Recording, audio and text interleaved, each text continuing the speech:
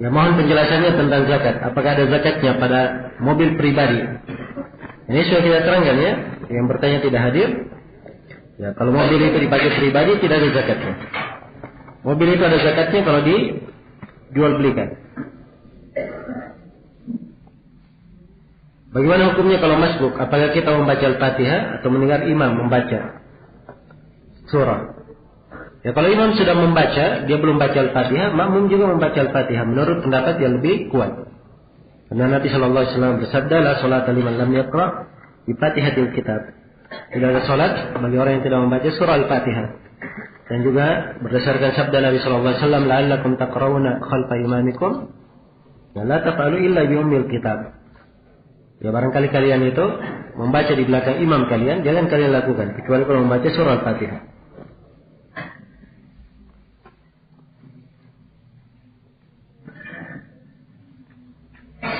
Bolehkah meminjam uang di bank dengan biaya untuk biaya perkawinan yang berlebihan atau tidak syar'i dengan alasan darurat?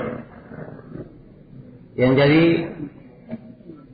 ya jelas kalau dia pinjam di bank ada ribanya nanti ya. Sekarang dia meminjam dia alasan darurat. Mungkin dia harus nikah, orang yang wajib nikah cepat. Kalau tidak nikah bisa membahayakan dirinya. Kalau dia maksudkan itu darurat, ya. Maka harusnya seorang itu ketika meminjam dalam keadaan yang seperti ini, dia mencari dari sumber yang dihalalkan. Ya, meminjam dari sumber yang tidak ada ribanya. Yang pertama, dia bertakwa kepada Allah. Kemudian yang kedua, ya, dia untuk menjaga dirinya itu bisa dengan berpuasa. Bisa dengan berpuasa. Ini dalam Al-Quran Allah Subhanahu wa taala berfirman, "Wal yasta'fifil ladina la yajiduna nikahan hatta yughniyahumullahu min fadli." Hendaknya orang yang belum mampu menikah itu menjaga kehormatan dirinya, disuruh menjaga kehormatan diri. Ya, sampai dia diberi kecukupan oleh Allah. Ya. Rasulullah sallallahu alaihi wasallam menganjurkan tentang nikah dan beliau katakan, "Wa man lam yastati' fa alayhi bis-shaum fa inna lahu wija." Siapa yang belum mampu menikah, hendaknya dia berpuasa, sebab puasa itu memutuskan syahwatnya.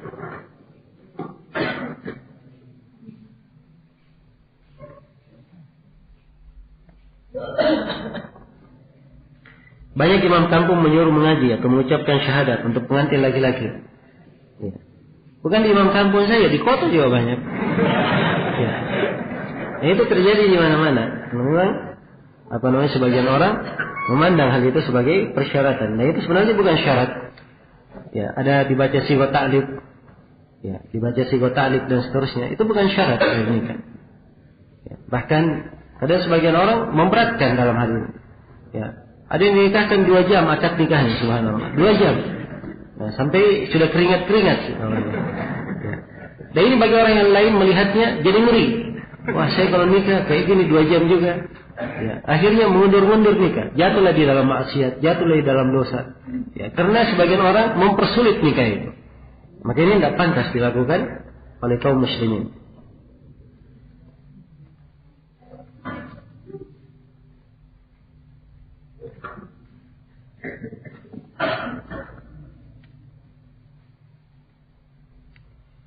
Ya.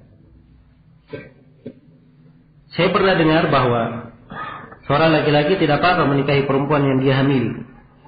Karena sama apabila dia menyimpan uang di bank, maka dia juga berhak mengambilnya.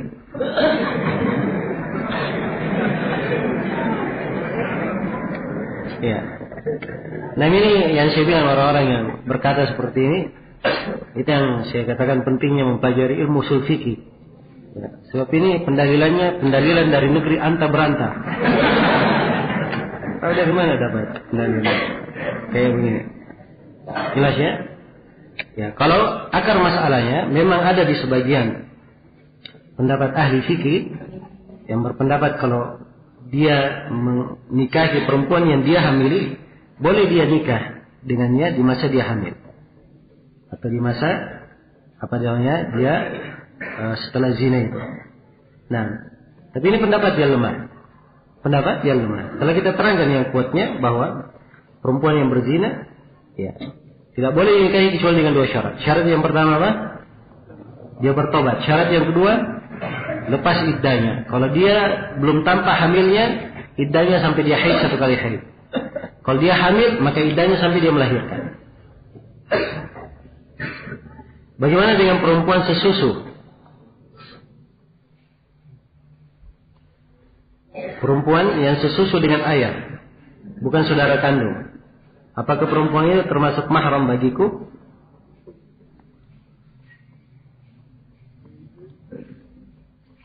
Ya. Bagaimana caranya pertanyaan ini? Ya mungkin yang bertanya tidak hadir di pelajarannya. Jadi sekarang dia saudara susuannya siapa? Ayahnya. Ya. Andai kata misalnya ayahnya punya saudara kandung, mahram atau bukan? Mahram, sama saja, saudara susuan sama dengan saudara apa? Kandungnya bagi ayah.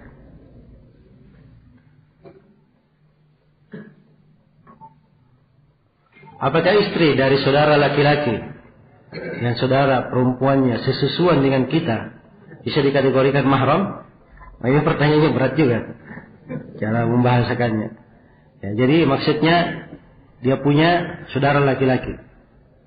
Apa dia punya sesusuan dengan apa namanya? Dengan seorang perempuan. Ya. Perempuan ini atau begini, seorang perempuan menyusu kepada apa? Kepada ibu laki-laki ini. Ya. Kepada ibu apa? Laki-laki ini. Kan begitu? Nah, ya sekarang berarti ibu perempuan ini dia adalah mahram bagi dia, bagi seluruh yang terkait dengan ibu laki-laki ini. Sekarang saudara perempuannya ya, punya saudara laki-laki, saudara perempuan sesuannya punya saudara laki-laki. Saudara laki-laki yang nikah dengan apa? Perempuan. Perempuan itu mahram baginya atau bukan? Ya. Jawabannya apa? Bukan mahramnya. Ya, bukan mahramnya. Itu maksud dari pertanyaan. Ya sama saja. Kalau saya punya saudara laki-laki, saudara kandung. Ya, saudara kandung saya menikah dengan perempuan. Ya. Perempuan itu mahram saya? Ya, jawabannya bukan mahram. Bahkan itu adalah maut, kata Nabi SAW. Masuk ke dalam apa? Al-hamu. Ya, al-hamu al-maut. Ya.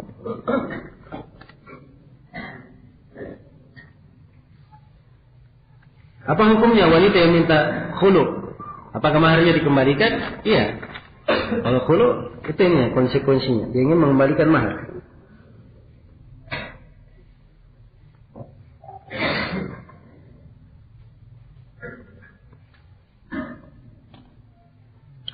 Apakah berdosa jika kita melanggar aturan panitia doro yang sudah ditetapkan?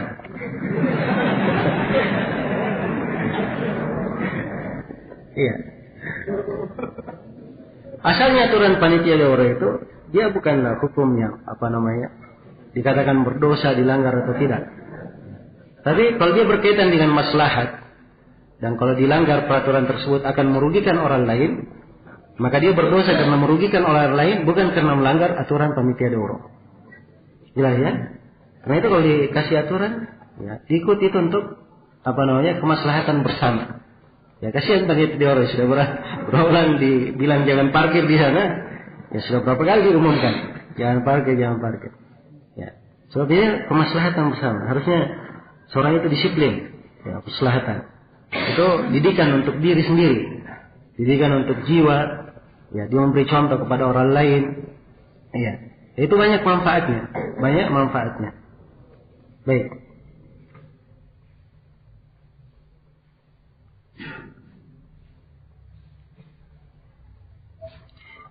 Apa hukum menjadi hakim di dalam negara yang tidak memakai hukum syariat? Ya hakim apa dulu dia? Ya, kita tidak tahu jenis hakimnya apa. Nah,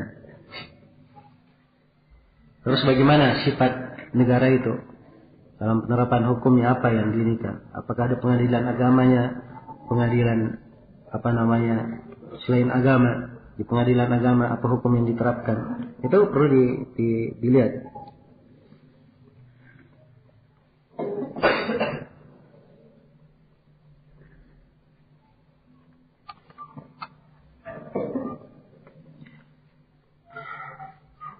Apakah perkara laki-laki disamakan, bisa di. Nah ya, kalau masalah pemimpin, presiden dan seterusnya itu sudah hal yang berbeda antara laki-laki dan perempuan di situ. Jelas ya? Itu tidak diperbedakan. Apa namanya? Berbeda. Tidak boleh perempuan menjadi apa? Ya, pemimpin. Tapi tidak dikatakan bahwa perempuan di posisi itu seperdua dari apa? Laki-laki. Kita tadi pembahasan perempuan seperdua dari apa?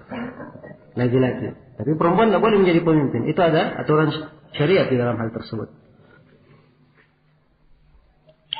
Yang sudah kita bahas itu ya.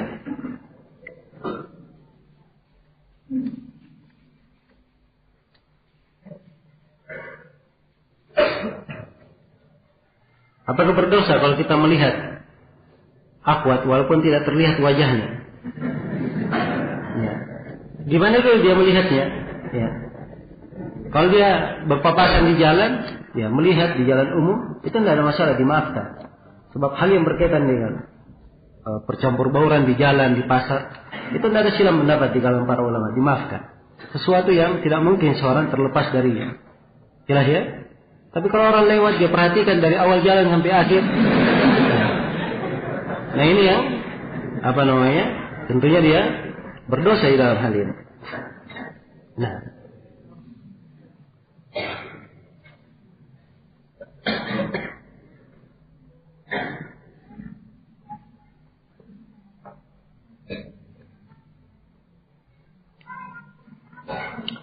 bagaimana kalau menurunkan harga? Karena yang belanja adalah ustaz. Ya itu harusnya tidak dia lakukan ya. Dan saya sendiri, secara pribadi saya sampaikan kepada ikhwan, kalau yang belanja ustaz, jangan dia lakukan menurunkan harga. Harga biasa saja. Jelas ya? Supaya dia membantu ustaz tersebut. Bisa apa namanya? Ya, istiqamah. Ya. Nah, Al-Hasan Al-Basri rahimahullah dikatakan, dia itu tidak mau ke pasar belanja sendiri. Ya. Ada orang yang membelanjakan. So, kalau dia ke pasar, bisa-bisa nggak keluar duit beliau. Ya. Kalau beliau sendiri yang ke pasar. Jelas ya? Nah, dan itu tabiat manusia. Dia cinta kepada gurunya, senang menghormati apa namanya gurunya. Itu tabiat. Ya, tabiat. Tapi seseorang hendaknya di dalam masalah kebaikan saling tolong menolong di atas kebaikan dan ketakwaan. Nah,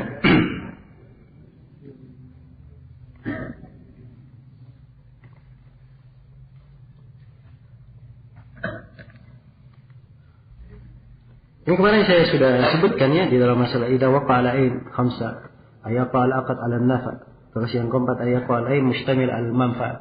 Saya sudah rinci dan saya sudah katakan hati-hati berbeda antara yang satu dan keempat. Ya. Jadi diulangi kembali apa namanya rekamannya supaya saya sulit sekarang untuk mengulanginya.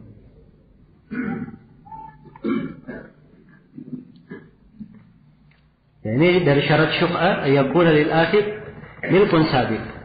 Ya maksudnya orang yang mengambil syuf'ah itu dia kepemilikannya memang sudah tetap sebelumnya, bukan kepemilikan baru. Itu maksudnya.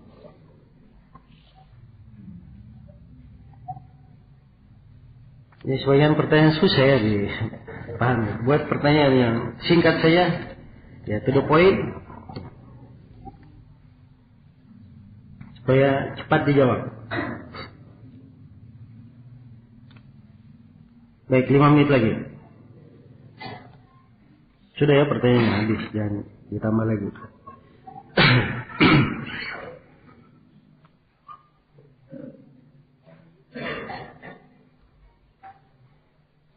Apakah pemilik tuan budak boleh menggauli budaknya meski tanpa nikah?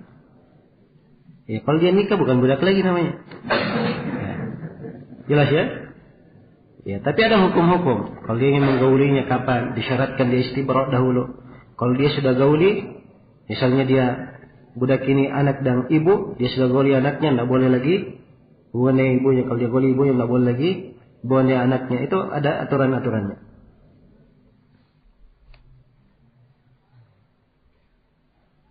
Bolehkah seorang matikan rokok? Orang yang sudah merokok? Ya. Ya, kalau dia polisi, ya, itu urusan dia. Ya, dia pihak berwenang. Tapi kalau dia biasa melihat orang merokok, ya, lalu dia datang ambil rokoknya. Ini namanya berkelahi sebenarnya. Itu bukan dari hikmah yang seperti itu. Nah, Nabi SAW saja, beliau sebagai hakim, kadang melihat kemungkaran, tidak langsung dia rubah dengan tangannya. Beliau hanya menegurnya dengan ucapan. Beliau melihat seorang yang mencambuk budaknya. Ya, dia nggak langsung datang mengambil cambuknya. Kenapa kamu cambuk? Balik dicambuk juga orang itu, tidak. Ya. Tapi beliau katakan, ya fulan ittaqillah. Sungguhnya Allah lebih mampu berbuat yang lebih daripada terhadap kamu, daripada kemampuan engkau menyiksa budakmu. Ya. Diingatkan dengan hal yang membuat dia lebih terdidik, lebih sadar. Jelas ya, datang ambil rokokmu, marah. Ya. Ya, akhirnya dicap, oh ini semua yang kayak gini modelnya, ini bahaya. Kayak gitu ya. Akhirnya, ya bukan cuma dia yang kena, tapi semua orang yang dianggap ya ada sifat-sifat istiqamah, iltizam. Wah ini orangnya radikal, ya, serampangan, ya, mensikat saya. Ya. Maka harusnya dijaga seorang itu dituntut untuk hikmah. Nah,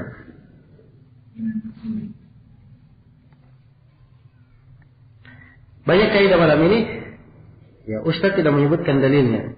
Ya saya sudah tidak sebutkan karena memang adalah hal yang dimaklumi atau sudah berlalu pembahasannya. Nah, ini saya kira sekarang kita sudah belajar ilmu fikih, jadi harusnya sudah lebih pandai memaklumi. Ya, lebih pandai memaklumi. Ya bukan tidak ada dalilnya. Ya, tapi kalau diuraikan lagi dalilnya itu namanya mutar lagi. Maka kadang saya isyaratkan saja sudah berlalu atau hal yang sudah dimaklumi saya tinggalkan. Nah,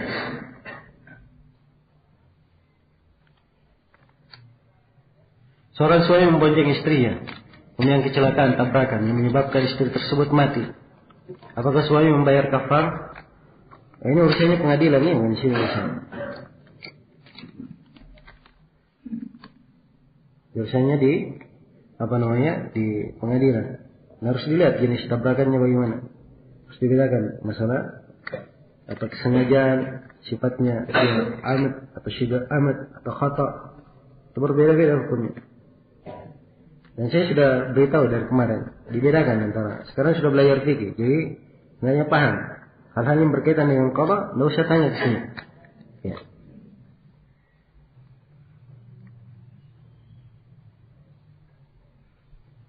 Apa hukum menjodohkan? Boleh saja kalau ingin menjodohkan, tidak ada masalah. Tidak ada masalah menjodohkan. Jelas ya? Tapi kalau keduanya sudah besar, ya, hak nikahnya kembali kepada mereka berdua. Nah, dan penjodohan itu tidak ada ikatan. Penjodohan tidak ada apa? Ikatan. Ya, kemudian syarat yang ketiga, ya, penjodohan tersebut ya, tidak menyeret kepada hal-hal yang melanggar di dalam syariat. Seperti menggampangkan bermudahan berhubungan dan seterusnya.